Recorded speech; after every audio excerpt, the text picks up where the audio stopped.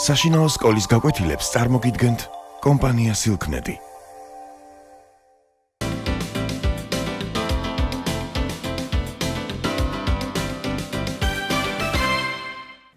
მოგესალმებით, დღეს ჩვენ ვისაუბრებთ ჯაყოს ხიზნების შესახებ, კერძოდ იმ სახესიმბოლოების შესახებ, რომლებიც გამოიყენა მიხეილ ჯავახიშვილმა ამ ნაწარმოებში. საერთოდ სიმბოლური აზროვნება მხატვრული აზროვნების ერთ-ერთი ყველაზე უფრო დამახასიათებელი ნიშანია და განსაკუთრებული ღირებულება აქვს მას ჯაყოს ხიზნებში. გავიხსენოთ, რომ თავიდანვე, როცა იწყება ნაწარმოები, მიხეილ ჯავახიშვილი უკვე სიმბოლურ სახეებს მიმართავს, კერძოდ იგი ჯაყოს მოიხსენიებს ქალაქში შემოვარდნილ დათვად, ხოლო თეიმურას უმზეო ყვავილად. დათვი საერთოდ ლიტერატურაში არის მოძალადის სიმბოლო, ამავე დროს ის ძლიერია, ისე რომ მას ადვილად ვერ შეეწინააღმდეგები და ადვილად ვერაფერს დაუშავებ, თანაც ქართული ხალხური ანდაზები, როგორც გვეუბნებიან, არც ისე ადვილია დათვის ძალაუფლების გადალახვა, დამარცხება დათვის წინააღმდეგ სვლა, რადგან დათვი მოგერევა და ბაბაიას დაგაძახებინებსო, ეს არის ერთი. ანუ დათვის წინააღმდეგობის დაძლევა არც ისე იოლია ადამიანისათვის. და მეორე, დათვის ტყავი საერთოდ და დათვის მოკლა თუ მისთვის რაიმე ზიანის მიყენება, ასევე საკმაოდ ძნელია და მონადირისაგან დიდ ოსტატობას მოითხოვს. უმრავლეს შემთხვევაში დათვი მოძალადია, დათვი ძლიერია და მის წინააღმდეგ ბრძოლაც ძნელია. რაც შეეხება თეიმურას, რომელიც უმზეო ყვავილად არის, ამ შემთხვევაშივე პირველადვე ნაწარმოების შესავალში წარმოდგენილი მიხეილ ჯავახიშვილის მიერ, არც ეს არ უნდა იყოს შემთხვევითი სახე, რადგან თეიმურაზი სწორედ ის ყვავილია, რომელიც მალე დაჭკნება, ყვავილია, რომელსაც მოფერება უფრო მიესადაგება, ვიდრე ბრძოლა დათვის წინააღმდეგ და რომელსაც დათვი და მისნაირი ძალიანიულად გათელავს ფეხით. თუ კი თეიმურაზმა ისეთი ადგილი ვერ შეარჩია, რომელიც აი ამ ყვავილს მზიან ველზე დააფუძნებს, ანუ მას მეტი სიცოცხლისა და ხანგრძლივი არსებობის შესაძლებლობას მისცემს. ნაწარმოებში კი მდგომარეობა ასეა. თეიმურაზი ჯაყოს იღლიამდე ძლივს სვდება და შეუძლია ჯაყოს გრძნობს ამას მკითხველი, რომ ისევე იოლად ამოიჩაროს თეიმურაზი იღლიაში, როგორც ამოუჩრია ჭედილა და ისევე იოლად წააგდებინოს მას თავი, როგორც შეუძლია რომ დაკლას ეს ჭედილა და ოდნავადაც არ იფიქროს, არ იზრუნოს მასზე. ამიტომაც ნაწარმოების დასაწყისიდანვე მკითხველისთვის ნათელია, რომ უმზეო ყვავილი დათვის წინააღმდეგ ვერ იბრძოლებს, იგი ძალიან ცოდოა ასეთ დაპირისპირებაში, ასეთი შედარება უკვე გვაგულისხმებინებს თუ რა მძიმე მდგომარეობაში იყო იმდროინდელი საქართველო, რომელიც იყო დაშრეტილი, დაღლილი, ლამაზი, სურნელოვანი, კეთილი, მშვენიერი, მაგრამ ისეთი ძალის წინააღმდეგ მდგომარე, რომელსაც სულ არ აინტერესებდა ამ ყვავილის სილამაზე, რომელიც გათელვისა და გადაშენებისკენ, გახმობისკენ უფრო წაიყვანდა აი ამ ყვავილს, ანუ საქართველოს, ასე რომ ვთქვათ, და ქართველობას ვიდრე მოუვლიდა მას და მოეპატრონებოდა. ქალაქში შემოვარდნილი დათვი, ანუ აი ამ კულტურულ ცივილურ გარემოში შემოსული მოძალადე, სულ მალე გადაკეთდება მაიმუნად. მაიმუნიც გახლავთ მაქციის, ანუ თვალთმაქცობის, გაიძვერობის და სახის იოლად შეცვლის სიმბოლო, რადგან ნუ მაიმუნობს, სწორედ ამას გულისხმობს, რომ ნუ იღებ, თქვა, სხვადასხვა სახეს და ისეთ რამეს ნუ აკეთებ, რაც არ შეგეფერება და შეუძლებელია, მაგრამ დათვისათვის მაიმუნად ქცევა უკვე არის კიდევ უფრო მეტად მომატება ძალის, რადგან იგი ამ შემთხვევაში უკვე მალავს თავის მოძალადეობას, იგი მაიმუნობს, ასე პირობითად რომ ვთქვათ, და მისი მოძალადეობა შეინიღბება, რის გამოც კიდევ უფრო საშიში გახდება იგი. და ჯაყო გახდება მაიმუნი მას შემდეგ, ანუ გაპარსული მაიმუნი, რაც მას მარგო დაბანს მისი ჭუჭყის ჩამოსვლა შეეცდება, ჩააცვამს ადამიანურად და შეეცდება რომ წერა-კითხვა ასწავლოს.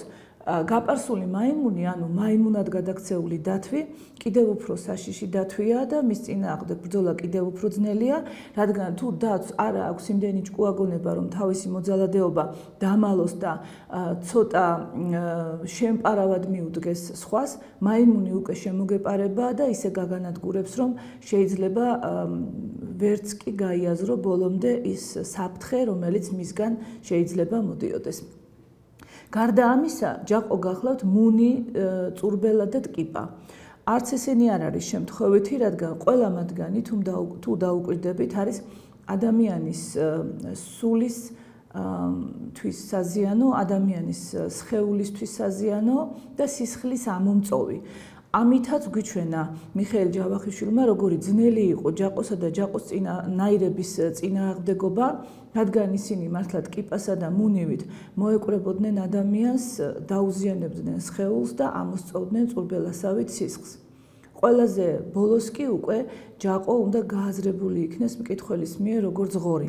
ღორი, რომელიც ფეხქვეშ თელავს მარგალიტს, რომელსაც არაფერი ესმის ადამიანური სიკეთისა, რომელიც პირველ რიგში არის ანტი-ადამიანი, ასე ვთქვათ, რადგან ღორულად ცხოვრება სწორედ იმას გულისხმობს, რაც განსაკუთრებით მიუღებელია ადამიანისთვის და უფალი სწორედ იმიტომ გვასწავლის სახარებაში, რომ ღორს არ უნდა დაუფინოთ მარგალიტი. ღორი ამის ღირსი არ არის. ღორი ის არის, რომელიც ვერასოდეს შეიშნოვებს მისთვის მიცემულ სიკეთეს. ღორი ის არის, რომელსაც არ აქვს მადლის დაფასების უნარი და რომელსაც მხოლოდ ერთი უნარი აქვს, რომ რასაც მისცემენ, ყველაფერი შეჭამოს, ან ყველაფერი ტალახში ამოსვაროს. ამიტომ ღორობა ყველაზე უფრო ძნელია საბრძოლველად კულტუროსანი ადამიანისა და კულტუროსანი ერისათვის და სწორედ ღორი იყო ჯაყო, რომელმაც თავის დიდ მუცელში ჩაიგდო და ჩაიყარა ყველაფერი, რაც ქართული იყო, რაც ქართულ კულტურას უკავშირდებოდა, თეიმურაზის სოფლის განზოგადების მაგალითზე და ფეხქვეშ გათელა ყველაფერი, რაც ქართველი კაცისათვის წმინდა იყო. ამ შემთხვევაში თეიმურაზის ღირსება და მარგოს პატივაყრილობა, მარგოს ღირსების შელახვა იგულისხმება. აი, ამიტომაც გამოიყენა მიხეილ ჯავახიშვილმა ჯაყოს ასასახავად და ჯაყოს სახის ნათლად წარმოსაჩენად მკითხველისათვის ასეთი სიმბოლური სახეები. რაც შეეხება თეიმურაზ ხევისთავს. თეიმურაზი გარდა უმზეო ყვავილისა, მცირე ხნის შემდეგ უკვე ასოცირდება მკითხველის მიერ ძაღლთან, კერძოდ ძაღლის ლეკვთან. იმიტომ რომ ძაღლი თითქოს უფრო დასრულია, უფრო ძლიერია და ლეკვი კიდევ უფრო საშიშია, უბრალოდ კიდევ უფრო საცოდავია და ლეკვობაა საშიში, რადგან თეიმურაზი როგორც ლეკვი ყველასგან იქნება გათელილი და შეურაცხყოფილი, იმიტომ რომ მას ძაღლობისაც ჯერ არაფერი ცხია, ანუ არ შეუძლია რომ ყეფითა თუ ბრძოლით დაიცვას საკუთარი თავი და როგორც ლეკვი აწკმუტუნდება, როგორც კი რაღაცის შეშინდება, აი სწორედ ასე შეიძლება რომ აწკმუტუნდეს ხოლმე თეიმურაზ ხევისთავი. ამიტომაც სწორედ ლეკვს ხმარობს სიტყვას მასთან დაკავშირებით მიხეილ ჯავახიშვილი და კერძოდ ის არის ლეკვი ძაღლისა, რომელიც შეიმოსება ძაღლის ლეკვის ტყავით, ჯერ მხოლოდ სუნი მოსდის ამ ტყავის, ბოლოს უკვე გულზეც კი აქვს ჩამოფარებული ეს ძაღლის ლეკვის ტყავი და ძალიან აწუხებს, იმიტომ რომ ეს ტყავი საშინლად ყარს. როგორია თემური, როგორც ლეკვი? გავიხსენოთ, რომ როცა ჯაყო მას კიბეებზე დააგორებს, ჯაყოს ძაღლი უყებს მას პირდაპირ სახეში შეჰყებს და გულგახეთქილი შიშით გარბის თავზარდაცემული თეიმურაზი. ცოტა ხნის შემდეგ მას პეტრე დევდარაშვილის ძაღლით შეუყებს. ამ შემთხვევაში იგი უკვე ლიახვთან ახლოს არის და უკვე თავის დახრჩობას აპირებს. პეტრე დევდარაშვილის ძაღლი რომ შეუყებს, თემურს ისე შეეშინდება და ისე შეჰყვირებს, რომ ძაღლს შეეცოდება, კუდს ამოიძუებს და გაშორდება მას. შემდეგ კი ცოტა შორმანძილზე დაჯდება და სიბრალულის ყმუილს დაიწყებს. აი თითქოს ამითიც გვიჩვენებს მიხეილ ჯავახიშვილი თუ რა საბრალოა თეიმურაზი. ჯაყო და ჯაყოსნაირები, ანუ ეს ძაღლი ჯაყოსი პირობითად მის პატრონთან რომ იყოს ასოცირებული, მას დაჩაგრავენ, ხოლო პეტრე და პეტრესნაირები, ანუ მისი ძაღლით ასოცირებული ამ შემთხვევაში, სიბრალულის ყმუილს იწყებენ, როცა თეიმურაზს და თეიმურაზის ნაირებს ხედავენ. ამიტომაც არის რომ თეიმურაზი ადვილად დასაჩაგრია და განსაკუთრებით ცოდო არის იგი მაშინ როცა ჯაყოს კატაც კი მას აშინებს. ამ მომენტსაც შეგახსენებთ, იგი ისევ ლიახვთან მისულია, როცა მოულოდნელად ფეხებში რაღაცა გაებლანდება, ისევ ყვირილს დაიწყებს თეიმურაზი და თავი რომ დაიცვას როგორმე შეშინებულმა და გულგახეთქილმა ბაყაყებიან გუბეში შევარდება და როცა მოიხედავს, იგი დაინახავს ორ მწვანე დანთებულ თვალებს, მწვანე სანთლებივით მოჩანს ისინი და მიხვდება რომ ეს არის ჯაყოს კატა, რომელიც მას შეჰკნავის. აი თითქოს საპირისპირო მომხდარა წესით კატას უნდა ეშინოდეს ძაღლისა და კატა უნდა გაურბოდეს ძაღლს, მაგრამ ამ შემთხვევაში თემური, იმიტომ რომ ის ლეკვია და ძაღლად ვერადავერ ჩამოყალიბდა და ვერ გაძლიერდა, კატას უფრთხის და ურჩევნია რომ მისგან გაქცეულმა გუბეს შეაფაროს თავი და გუბის ბაყაყებთან ასოცირდეს შეშინებული ვიდრე ძაღლთან, რომელსაც შეუძლია რომ გარკვეულ თვალსაზრისს მაინც იცავდეს და რაღაც თვალსაზრისით მაინც თავი დაიცვას. სხვა სიმბოლოებითაც გამოიყენება ხოლმე გამოიხატება თეიმურას ხევისთავი. ეს გახლავთ მატლი, რომელსაც კუდი თავთან მიუტანია, ზედ დაუდია, თავი კუდზე დაუყნია ასე და რაღაცაზე ჩაფიქრებულა შორს გასცქერის. თეიმურაზი მატლი ამ შემთხვევაში ის ადამიანია, რომელსაც შეიძლება ფიქრიცა და განჯდაც შეუძლია, მაგრამ მისი ფეხქვეშ გათელა ადვილია რომ იგი გასრისოს რაიმე ძალამ მათ შორის ადამიანმაც და ამიტომ ეს მატლი თავს ვერ დაიცავს და თავის ქვეყანასა თუ თავის ოჯახსაც ვერ მიხედავს. კიდევ ერთი ეს გახლავთ საფრთხობელა. თეიმურაზის ბედის ემბლემა საფრთხობელაა. საფრთხობელა, რომელსაც არ აქვს არც ღირსეული სახე, არც ღირსეული ძალგულოვნება და თეიმურაზი სწორედ საფრთხობელად გადაქცეულია ამ ცხოვრებისაგან. აი ასეთნაირად მოცემულობას თეიმურაზისა, ასეთნაირს რა უშველის და რა შეიძლება იყოს ის ძალა, რომელიც შეცვლის თეიმურაზს და მას ისევ კაცობას დაუბრუნებს, იმიტომ რომ ნაკაცარი, მატლად, ძაღლის ლეკვად, ბაყაყად გნებავთ გადაქცეული, რასაკვირველია. არ შეიძლება იყოს სიმპათიური და არ შეიძლება იგი მკითხველის მხრიდან იმსახურებდეს ოდნავ მაინც პატივისცემას. ამას მიხეილ ჯავახიშვილი გვეუბნება ბოლო სახით ნაწარმოებისა, ანუ ნაწარმოების ფინალური ფრაზით.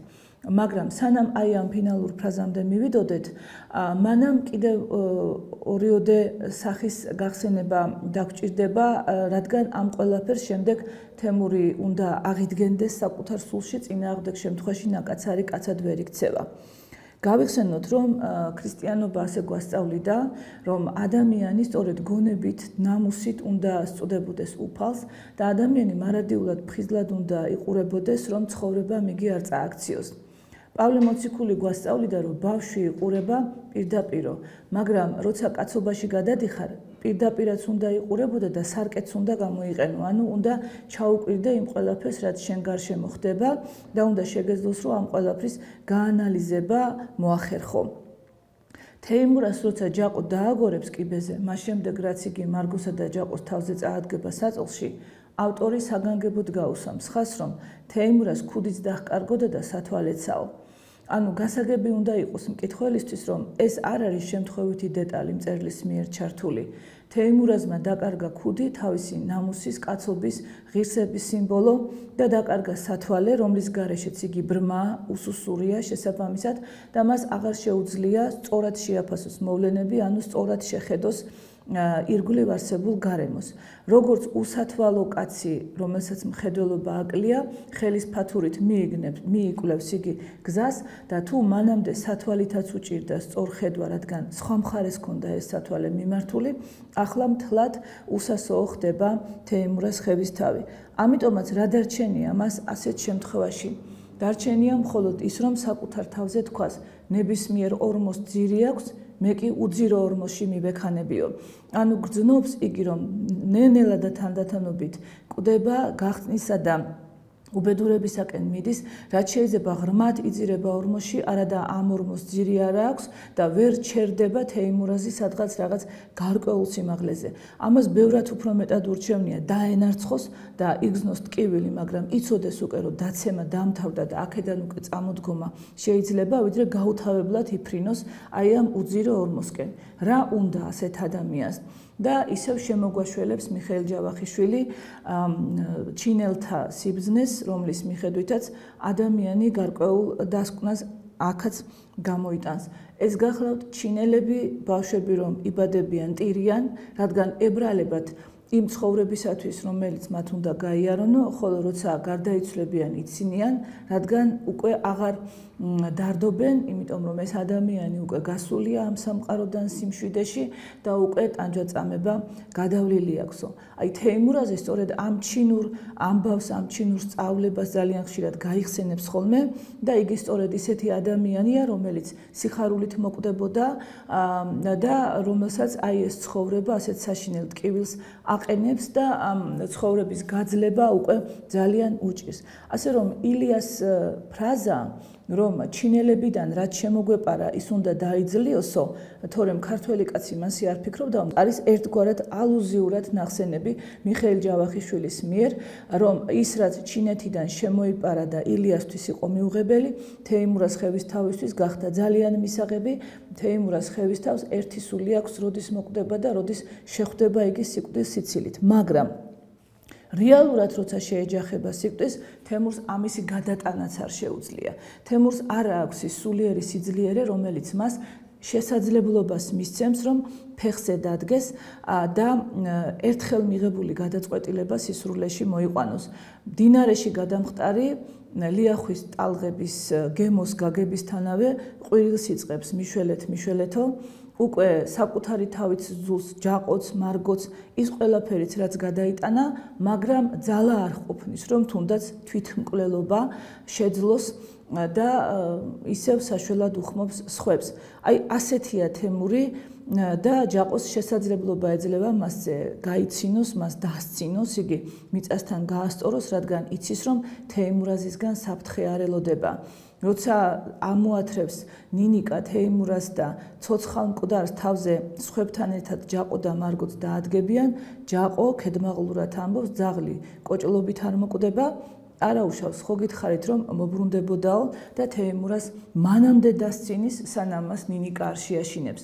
თეიმურაზის სიბრალულით ნინიკა კბილებს უხრჭიალებს ჯაყოს და იქ არის ძალიან კარგი დეტალი, ჯაყოს უნდოდა რომ ნინიკაც ისევე დაებრიყვებინა როგორც თემური და სხვები ამ სოფლის მცხოვრებნი ჰყავდა დაბრიყვებული, მაგრამ როგორც კი ნინიკას თვალებს და მის დაძაბულად გამომეტყველს სახეს შეხედა, იმ წუთშივე ზურგი აქცია იქაურობას, კარი გაიხურა და წავიდაო. აი აქვე გვიჩვენებს ამით მიხეილ ჯავახიშვილი, რომ ჯაყოსნაირ მოძალადეს თეიმურაზისნაირი კოჭლი ძაღლი, ასე ვთქვათ, და ლეკვი ვერაფერს დააკლებს, ჯაყოსნაირ მოძალადეს ისევ მოძალადე უნდა და კბილის წილ უნდა განხორციელდეს, სხვანაირად მას ვერავინ გააჩერებს. და ბოლო სახე თეიმურაზთან დაკავშირებული ეს გახლავთ სახე შიომღვიმელისა, რადგან ასე დაამთავრა სწორედ ნაწარმოები მიხეილ ჯავახიშვილმა, რომ დაყუდებული შიომღვიმელივით იცდის თეიმურაზ ხევისთავი. ეს მას შემდეგ, რაც იგი ძაღლის ძორს მოიცილებს და ძაღლის სუნი მას უკვე აღარ მოსდის. რა შუაში იყო აქ შიომღვიმელი? შიომღვიმელი არის სიმბოლო ძველი კაცის ბოლომდე მოკლისა და ახალი კაცის აღორძინებისა.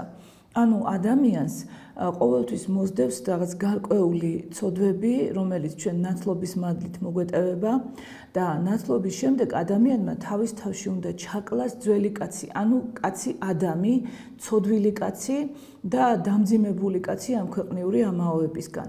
და მასში უნდა მოხდეს ახალშობა, უნდა იშვას ახალი ადამი, ანუ იესო ქრისტე და აი ამ ახალმა ადამმა, ანუ განწმენდილმა ადამიანმა უფალთან ერთად უნდა გაიაროს ეს წუთისოფელი, რომ ცხონებას ეღირსოს.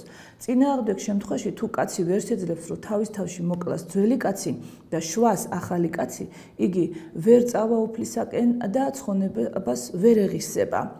შიომღვიმელი 19 წრიან ჭაში იყო და აი ამით გვიჩვენა მან, რომ თესლი სანამ არ მოკვდება, ანუ თესლი სანამ მიწაში არ ჩაიშლება, მისგან ახალი და დიდი ხე ვერ ამოდის.